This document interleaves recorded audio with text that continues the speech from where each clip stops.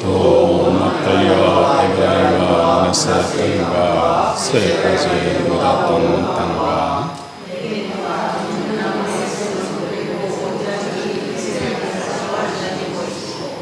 여호와께서 그에게 이르시되 이는 내가 아브라함과 이삭과 야곱에게 맹세하여 그의 손에게 주리라 한 땅이라. 그가 내 눈으로 보게 하였거니와 그는 그리로 건너가지 못하리라 하시매.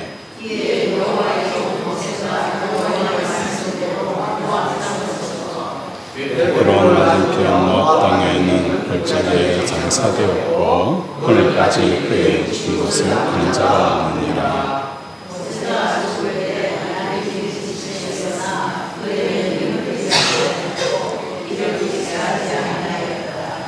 이스라엘 자손이 모압 땅에서 모세를 위하여 하나님 땅으로 모세를 위하여 30일을 하니라. 아멘. 이 시간 하나님의 사랑과 축복이 가득 부어지기를 주님의 이름으로 축원을 드립니다. 오늘 제목이 뭐죠? 벼랑 끝에 선 사람.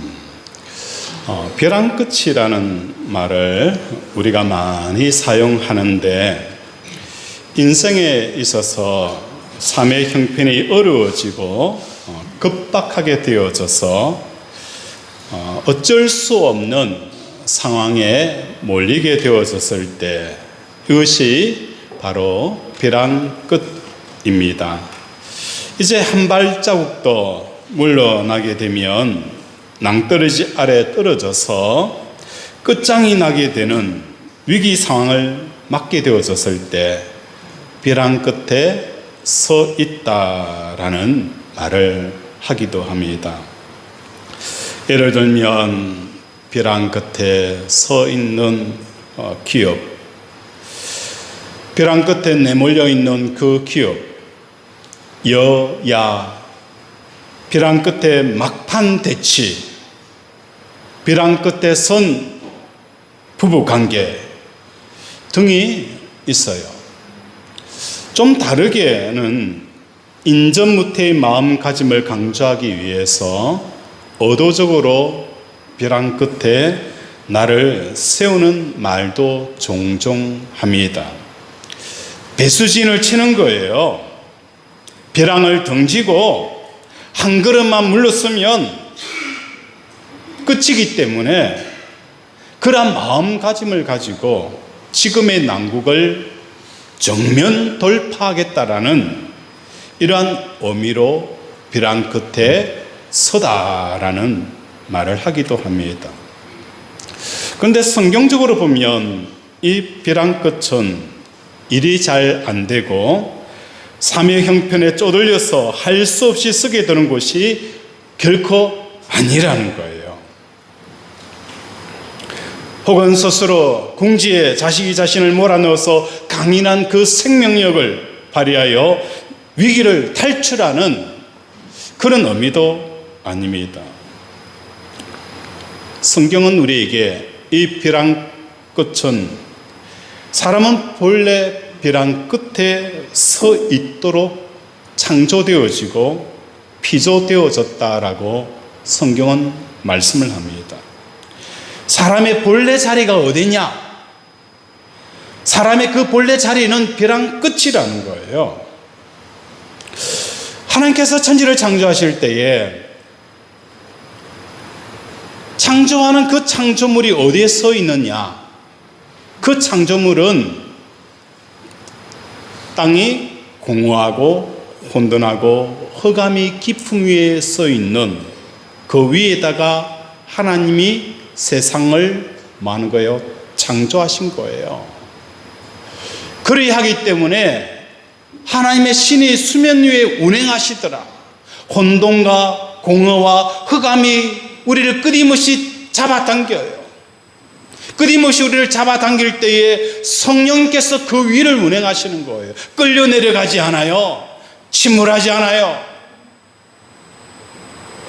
그래서 우리의 삶은 하나님만 붙잡고 살아갈 때에 혼돈되어지는 세상, 흑암이 가득한 세상, 공허한 세상에 빠지지 아니하고 그 위를 운행하는 이 역사가 일어나게 되어지는 것입니다.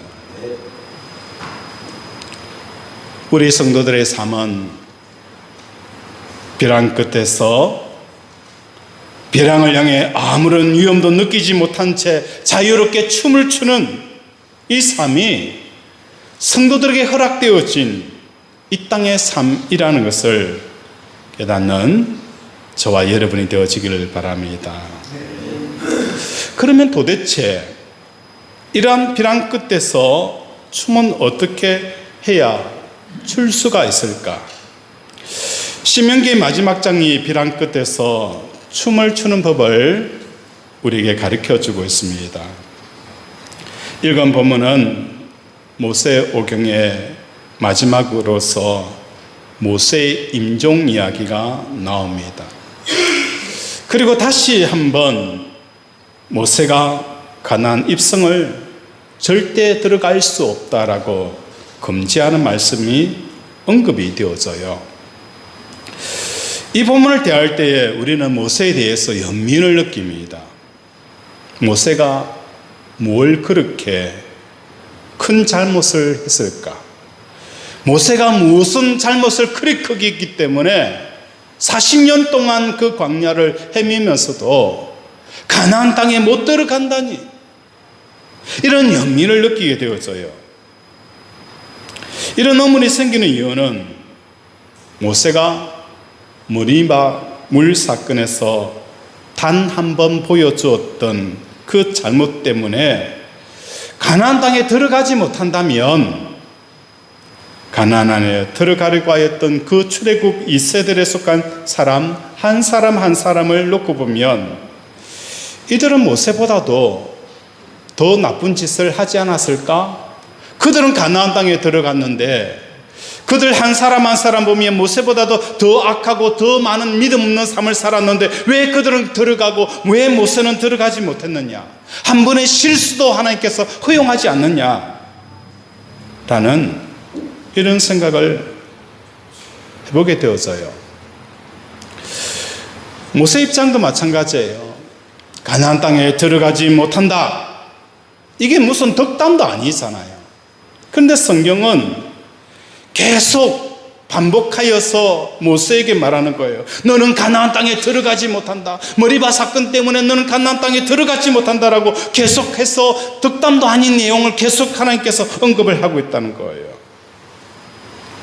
좋은 이야기도 아닌데 이렇게 반복하는 이유는 하나님께서 실물 설교를 하고 있다는 것입니다. 가나안 땅에 들어가 산다는 것은 항상 기뻐하는 삶을 사는 거예요. 나 기뻐요. 나 기뻐요. 진정으로 우리의 얼굴에 웃음에 기쁨이 넘치는 삶, 이게 가나안 땅의 삶이에요. 쉬지 말고 기도하는 거예요. 하나님, 저는 모르겠어요. 하나님의 뜻이 어디 있는지 그 뜻을 구하지 않고서는 나는 살 수 없습니다. 그래서 쉬지 말고 하나님 앞에 기도하는 겁니다. 범사에 감사하는 삶을 살아가는 것이 가나안 땅에 들어가 산다는 삶이라는 거예요. 이러한 복지가 순간적으로 상실하게 되어지는 것은 가장 보편적이고 가장 빈번하고 가장 일상적인 그 잘못은 모세가 머리바 물 사건을 통해서 보여준다는 거예요. 모세야, 너는 머리바의 물 사건을 통하여서 가나안 땅에 들어가지 못한다. 한 번도 아니고 여러 차례 여러 번 너는 들어가지 못한다라고 계속해서 말씀하는 이유는 오늘 우리가 하나님이 주시는 그 가나안 땅, 축복의 땅, 기쁨의 땅에 들어가지 못하는 것은 우리 인생의 머리바 사건이 일어나면 너는 결코 가나안 땅에 들어가지 못한다. 하나님의 축복의 땅으로 들어가지 못한다라는 것을 실물 교육을 하고 있다는 것입니다.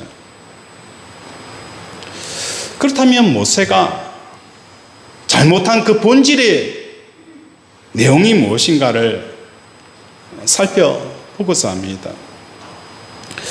모세의 본질적인 잘못은 벼랑 끝에서 발을 내딛었다는 것입니다. 벼랑 끝에서 벼랑을 향해 서 있다면 앞으로 반발자국만 움직여도 천리 난간으로 떨어지는 상황이 일어나는 것입니다. 모세는 오늘 머리바 사건을 통하여서 그가 벼랑 끝에 서 있으면서 벼랑 끝에 서 있어서 한 발을 내딛는 이 사건이 그가 가나안 땅에 들어가지 못하는 이유라는 것을 우리에게 설명을 하고 있는 것입니다. 이러한 상황이 에덴 동산에서 아담과 나곤의 삶에서 주어지는 그런 구조가 너무너무 흡사하다는 겁니다. 이렇게 벼랑 끝에 서게 된 아담은 어떻게 살아갔을까? 하나님께서는 벼랑 끝 천길 낭떠러지에 난간을 세워두었는데 그게 바로 선악과입니다. 우리가 에덴 동산하면 파라다이스, 꿈의 땅, 그렇게 생각을 하는지 모르겠지만 잘못 생각하고 있어요. 이 에덴 동산에는 뭐가 있습니까? 그 동산 중앙에 뭐가 있습니까? 선악과가 있어요. 항상 위기가, 폭탄이 존재하는 곳이 어디라는 거예요? 에덴 동산이라는 거예요. 왜냐하면 내가 정령 선악과를 따먹게 되어지면 어떻게 되어지는 거예요? 정령 죽으리라. 죽는다는 것은 뭘 말하는 겁니까? 생과 사의 기로가 에덴 동산에 항상 있다는 겁니다. 사람들은 에덴 동산 하면 파라다이스, 천국으로 생각하고 있지만 그곳에는 항상 언제 터질지 모르는 생과 사의 기로가, 선악과가 뻔탁하게 버티고 있었어요. 이 선악을 먹게 되어지면 뭐 하는 거예요? 정령 죽으리라. 먹지 않으면 살리라. 생과 사의 그 폭탄과 같은 그 기로가 선악과가 되어져 있다는 거예요.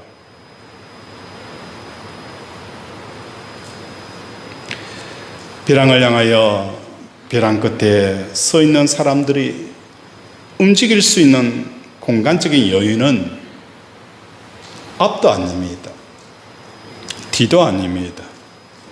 앞의 영역도 내 삶의 영역이 아니고 뒤의 삶도 내 영역이 아니에요. 오직 우리가 움직일 수 있는 그 공간의 여유는 어디밖에 없습니까? 하늘 위쪽밖에 없다는 것입니다. 위로 우리의 마음을 올려버리면 그곳에는 하나님이 계세요. 하나님을 만나고 하나님 안에 들어가 보니 하나님을 느끼고 하나님이 생각하시는 그 모든 정보가 그 안에 다 들어가 있다는 것입니다. 벼랑 끝에 선 나에게 있어서 내 눈앞에 서 있는 자녀는 허공일 수밖에 없다는 거예요. 우리가 자녀의 문제 때문에 벼랑에 몰려있는 부모를 만난 경우가 많이 있어요. 자식 때문에 부모들이 어디에 서 있는 거예요? 벼랑 끝에 서 있는 거예요.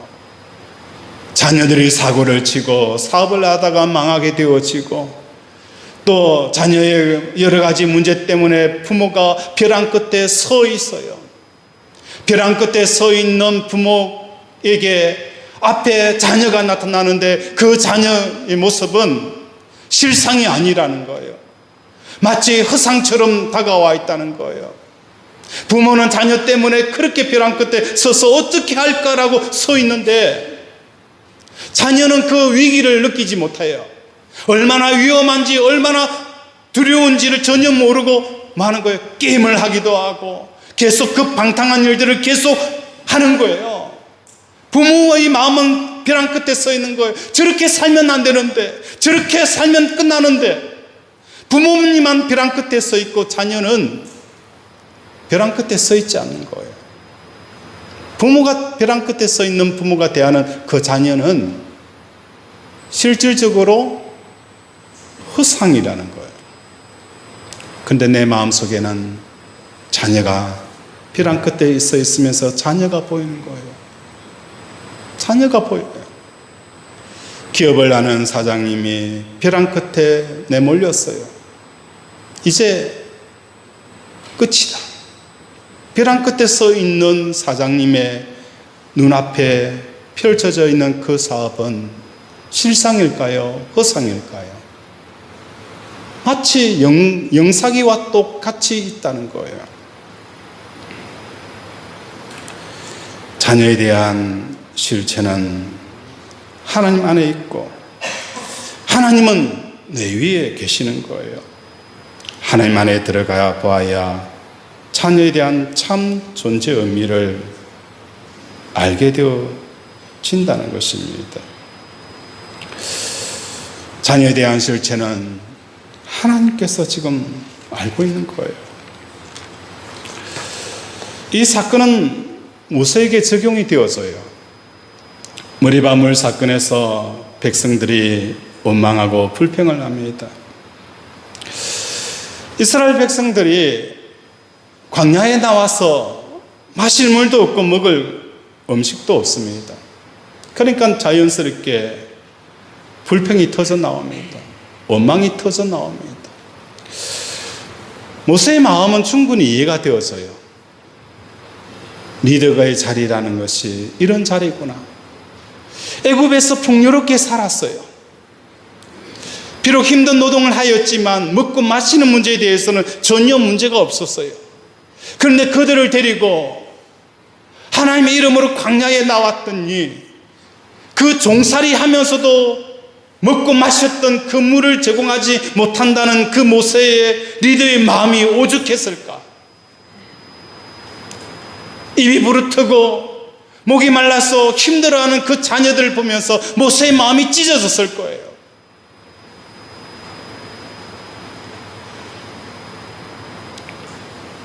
그들의 불평의 소리, 그러면서도 마음속에 그들을 향한 어떤 마음이 있었을까요? 그래, 우리가 나올 때에 우리 하나님이 홍해를 가르친 하나님이지 않느냐? 만나와 메추라기를 먹이지 않았느냐? 하나님께서 우리를 인도하지 않았느냐? 구름 기둥과 불 기둥으로 우리를 인도하지 않았느냐? 조금만 참고 믿음으로 전진하면 좋을 텐데. 안타까움도 있었지만 왜 그렇게 믿음으로 살지 못하느냐? 라는 그 마음이 모세에게 있었어요. 모세는 이스라엘 백성과의 관계성 속에서 벼랑 끝에 서 있었어요. 모세는 이스라엘 백성과의 관계성 속에서 벼랑 끝에 서 있는 상황이었어요.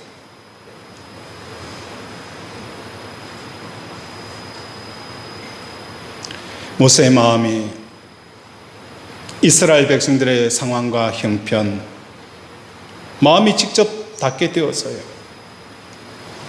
그리고 영적인 것들에 대해서 판단하게 되어지는 거예요. 왜 믿음으로 살지 못하느냐? 왜 감사가 없느냐? 왜 기쁨이 없느냐? 판단하게 되어지고 대응하게 되어진다는 거예요. 그것이 판단과 대응이 뭐 하는 거예요?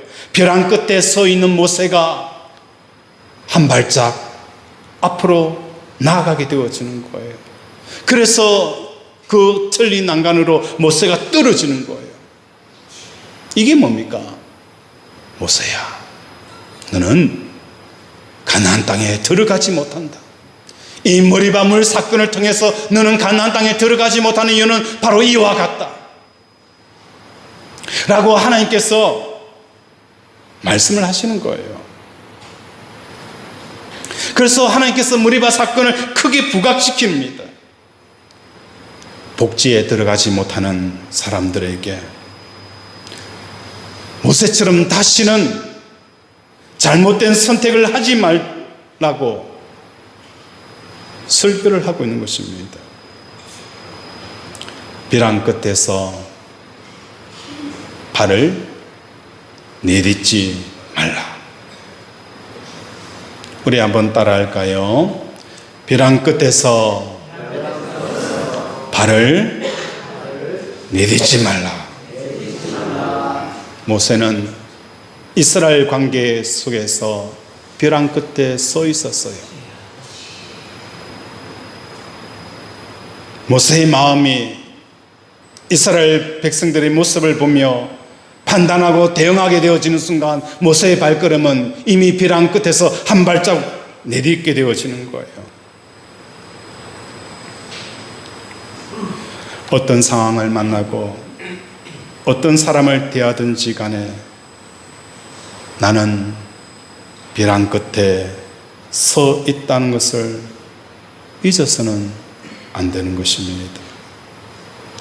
그리고 이 사람이 허공에 뜬 채로 내 앞에 나타나 있지만 이것들은 실제 모습은 내 마음이 닿아서 느끼고 판단하는 모습이 아니라는 거예요. 위에 계신 하나님 안에 있다는 것을 우리가 알아야 하는 것입니다. 예수님이 제자들과 다닐 때에도 처음부터 제자들이 자신을 배반하고 저주할 것을 알고 있었습니다. 그럼에도 불구하고 예수님은 그들과 함께 다니셨어요. 왜냐하면 그들은 예수님 앞에 모이신 분이 하늘에 계신 하나님 아버지라는 것을 아셨기 때문입니다. 벼랑 끝에서 한 발자국도 마음의 발을 내딛지 않으면서 참 인간이 무엇인가를 보여주신 것이 예수님의 삶이셨습니다. 너 왜 나를 부인하느냐? 부인하지 못하여서 나를 향하여서 저주까지 하느냐? 이 마음을 전혀 품지 않았어요. 그것을 알고도 예수님은 그 제자를 3년 반 동안 다니시며 함께 하시며 함께 자고 한껏 먹고 하시는 예수님을 보게 되어지는 것입니다. 예수님은 벼랑 끝에서 자유자재로 움직이시는 그 모습을 우리에게 보여주셨습니다. 오늘 우리 살아가는 권속들의 삶 가운데 이러한 삶을 살아가기를 원합니다. 예수님께서 부활 성천하실 때에 베드로가 요한을 바라보면서 요한은 어떻게 되겠습니까? 라고 묻습니다. 그때 예수님께서 요한에게 이렇게 말합니다. 너는 나를 따르라. 너는 나를 따르라는 거예요. 요한이 어떻게 되는지, 요한이 어떻게 삶이 펼쳐질는지, 그가 죽을 것인지 살 것인지 그거 궁금해하지 마라. 너는 나를 따르라는 거예요. 오늘 우리의 삶 속에서 하나님, 내 자녀는 어떻게 될까요? 내 사업장은 어떻게 될까요? 벼랑 끝에 서서 우리를 마주하는 그 자녀와 사업장을 바라보면서 어떻게 되겠습니까? 라고 물을 때에 우리 예수님은 말씀합니다. 너는 나를 따르라. 베드로의 마음이 요한에 대해서 죽으라는 것입니다. 그를 머물게 하고자 할지라도 내게 무슨 상관이 있냐라고 말씀을 하시는 거예요. 창세기 21장 우리 한번 펴볼까요? 창세기 21장을 우리 한번 펴보겠습니다.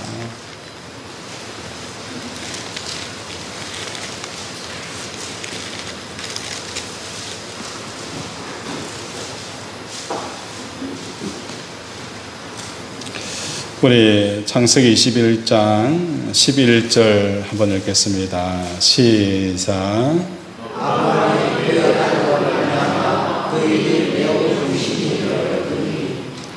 자, 여기서 보면 오늘 말씀을 드린 구조가 나타나요.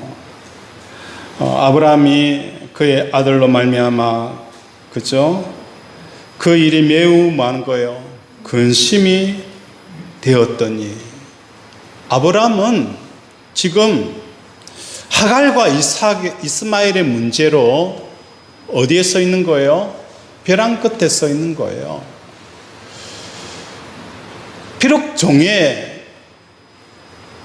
통해서 낳은 자식이지만 자기의 자식인 거예요. 자기의 자식이에요. 그런데 이삭과 사라와 하갈과 이스마엘이 끊임없는 갈등 구조로 나가는 거예요. 어느 편을 들 수가 없어요. 사라의 편도 이삭의 편도 이스마엘 편도 하갈의 편도 아비의 심정은 어느 편에서 설 수가 없는 거예요. 마음이 찢어지는 거예요. 벼랑 끝에 서 있어요, 아브라함이. 12절 보겠습니다. 시작. 하느님이 아브라함에게 이르시되 내 아들아 내 이름으로 말미암아 불신하지 말고 사라에게 이른 말을 다 들으라.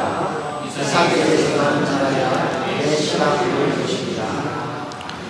아브라함이 벼랑 끝에서 사라와 이삭과 하갈과 이스마엘이 눈앞에 마치 영사기처럼 펼쳐집니다. 사라의 모습이 보이고 이삭의 모습이 보이고 과거가 보이고 현재가 보이고 미래가 보입니다. 이스마엘의 현재와 과거와 미래가 펼쳐집니다. 판단이 되어집니다. 내가 둘 중에 하나를 선택하면 어떻게 되어질까? 다른 민족에게 처참하게 죽지 않을까? 광야에서 죽지 않을까? 온갖 필름이 막 돌아가는 거예요. 아브라함의 마음에 많은 거예요.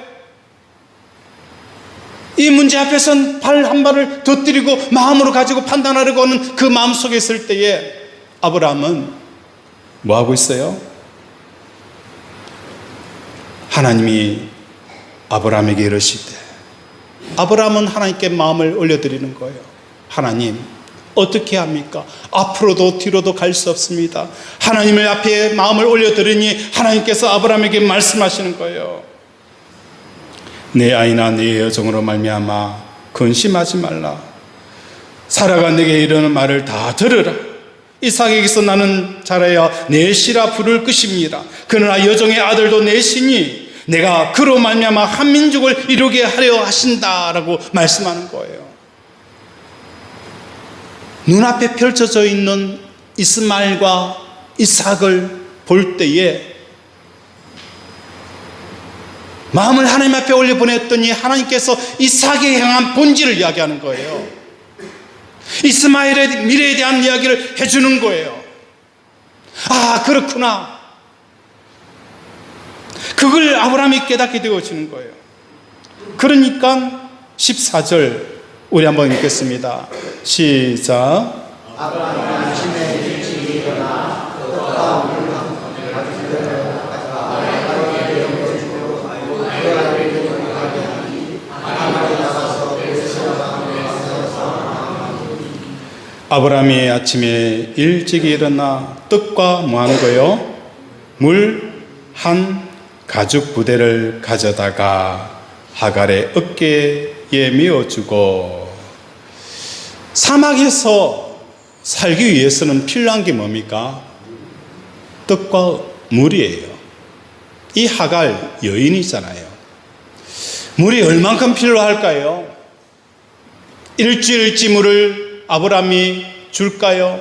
낙타에 매여서 하갈에게 지어주는 게 아니었어요. 하갈의 어깨에 물을 지어주면 그 가죽 부대에 들어있는 물이 얼만큼 되겠어요? 그 연약한 여인이 지고 갈 수 있는 물의 양은 그렇게 크지 않을 거예요. 아브라함이 뭐 하는 거예요? 한 가죽 부대 위에 하갈에게 들고 갈 수 있는 물의 양만 주어서 보내는 겁니다. 그렇게 할 수 있는 이유는 무엇 때문인가요? 벼랑 끝에서 하갈에게 나아가지가 않아요.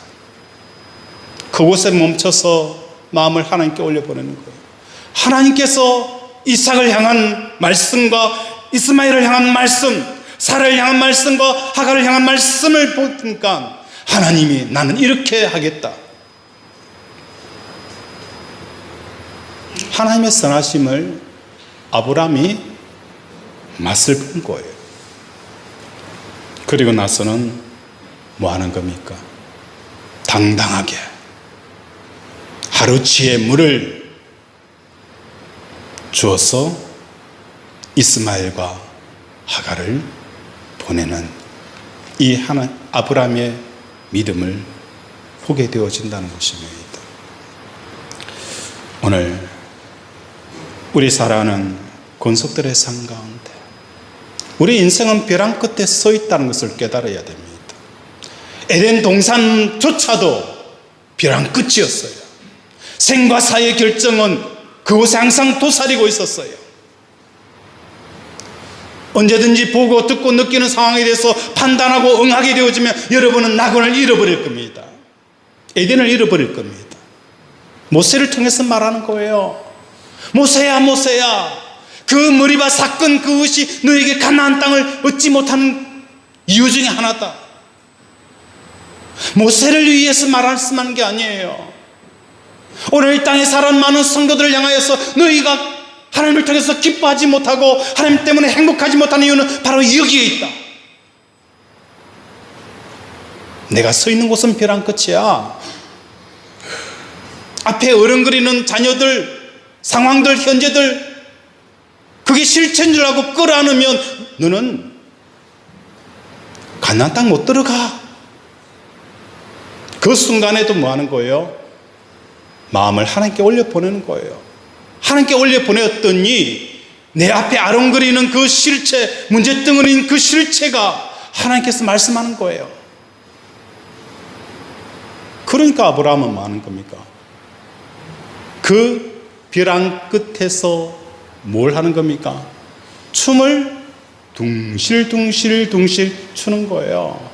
한 발자국은 그 벼랑 끝에 두고 한 발자국은 뭐 하는 거예요? 원을 그리면서 춤을 추는 거예요. 이게 뭡니까? 아브라함의 모습이에요. 우리 복음성가 294장에 보면 내일 일은 난 몰라요. 오늘 우리는 베드로처럼 요한은 어떻게 되겠습니까? 그가 삽니까 죽습니까? 라고 물을 때에 예수님께서 베드로에게 요한이 살고 죽는 것에 대해서 너는 신경 쓰지 마라. 너는 나만 따라라. 라고 말씀하는 거예요. 오늘 우리의 삶 가운데서 이런저런 문제 어떻게 되겠습니까? 어떻게 되겠습니까? 라고 하나님 앞에 묻지만 너는 나만 따르라. 마음을 다하고 뜻을 다하고 힘을 다하여 나를 사랑하라. 그러면 내가 지금 문제 여기고 있는 이 문제에 대해서 내가 내 생각을 너에게 주리라. 이 역사가 일어나는 거예요. 우리 복음성가 내일 일은 나 몰라요. 우리 한번 같이 불러볼까요?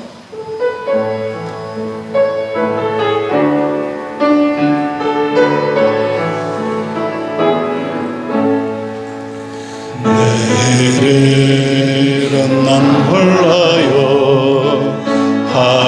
하루하루 살아요. 불행히 나 여행함도 내 뜻대로 못해요. 험한 길 가고 가도 끝은 없고 통해요. 주님 예수 할례미사 내 손 잡아주소서.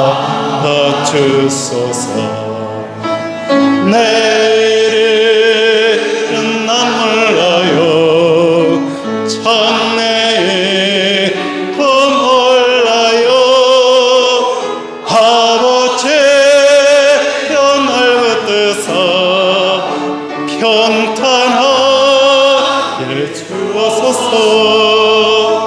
좁은 길 진리의 길 주님 가신 그에게 힘이 더 어려도 찬송하며 갑니다. 성령이여 근성을 항상 들려주소서. 내 마음 청에서요 변치 않게 하소서. 내일은 난 몰라요 장래에 더 몰라요.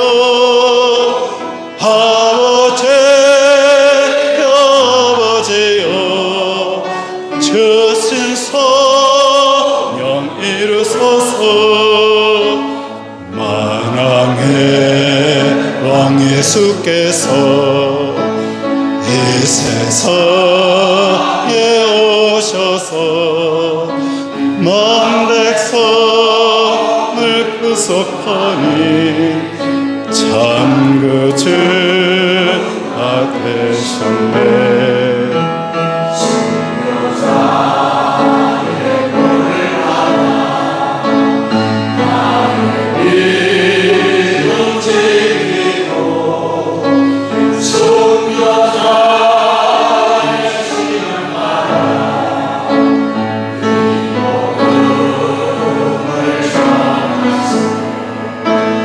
불과 같은 성령이여 내 맘에 항상 계셔. 천국 가는 그날까지 주여 지켜주옵소서.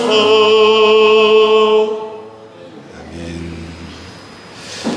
모세는 눈에 이스라엘 백성들이 아무리 못되게 보여도 마음이 닿아서는 느끼는 판단을 하면 안 되었어요. 오늘 우리의 삶도 마찬가지예요. 여러분은 벼랑 끝에 서 있어요. 오늘도 가정의 문제와 자녀의 문제와 건강의 문제와 사업의 문제들이 있을 거예요. 그 문제를 보고 껴안고 판단하고 그러면 여러분 인생은 평생 기쁨 없는 땅을 살아갑니다. 예수를 믿어도 기쁨이 없어요. 모세야, 너는 가나안 땅에 못 들어가. 이 말씀을 우리에게 하시는 겁니다. 눈앞에 무엇이 보일 때마다 먼저 십자가를 마음으로 보며 마음이 벼랑 끝에서 주님을 따라 위로 올라가 하나님을 만나는 저와 여러분이 되어지기를 원합니다. 우리 하나님께 하나님 기도하면 우리 하나님이 들으십니다. 하나님 앞에 우리가 기도하면 우리 하나님은 응답하십니다. 우리 하나님은 말씀해 주시는 분입니다. 그 말씀을 듣고 요한을 향한 하나님의 생각, 제자들을 향한 나를 배신하고 나를 저주한 제자들의 그 생각, 그들의 입술을 통해 듣는 것이 아니라 하나님의 생각을 통해 들을 때에 예수님은 마지막 순간까지도 배반하고 저주한 제자들에게 찾아와서 고기를 떼어주며 먹으라고, 갈릴리로 같이 가자고, 이러한 역사가 일어나는 겁니다. 우리의 자녀의 문제들, 건강의 문제들, 사업의 문제도 이와 같을 거예요. 우리 하나님이 말씀합니다.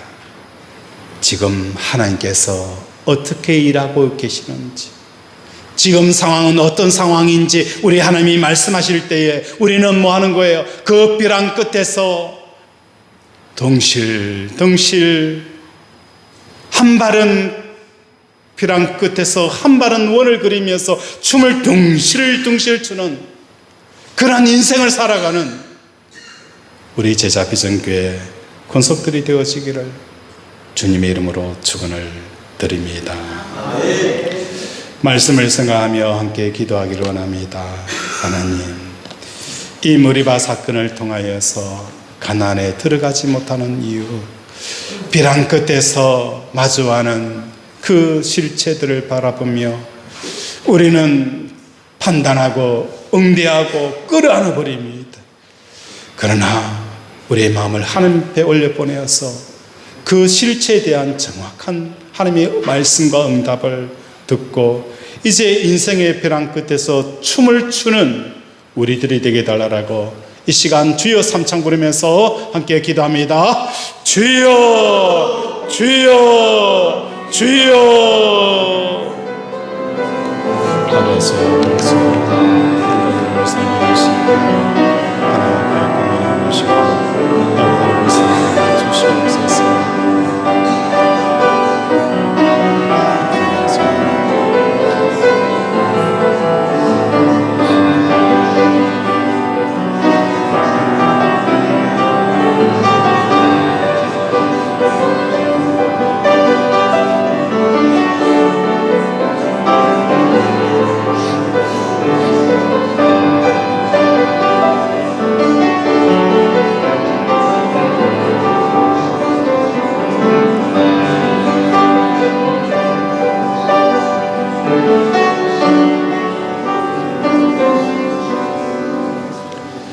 하나님, 어떤 사람은 사랑하는 어머니를 보내고 가슴 아파하는 이 사람도 있을 것이고, 어떤 사람은 자녀의 문제 때문에 벼랑 끝에 서 있는 사람도 있을 것이고, 어떤 사람은 사업과 경제적인 문제 때문에 벼랑 끝에 서 있는 사람도 있습니다.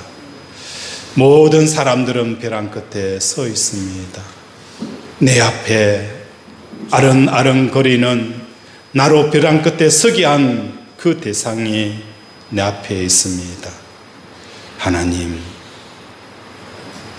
다가가지 않게 하시고 끌어안지 않게 하시고 판단하지 않게 하시고 판단한 대로 응하지 아니하도록 오직 하나님께 우리의 마음을 올려보내어 하나님의 생각을 듣는 우리 권속들 되게 도와주시옵소서.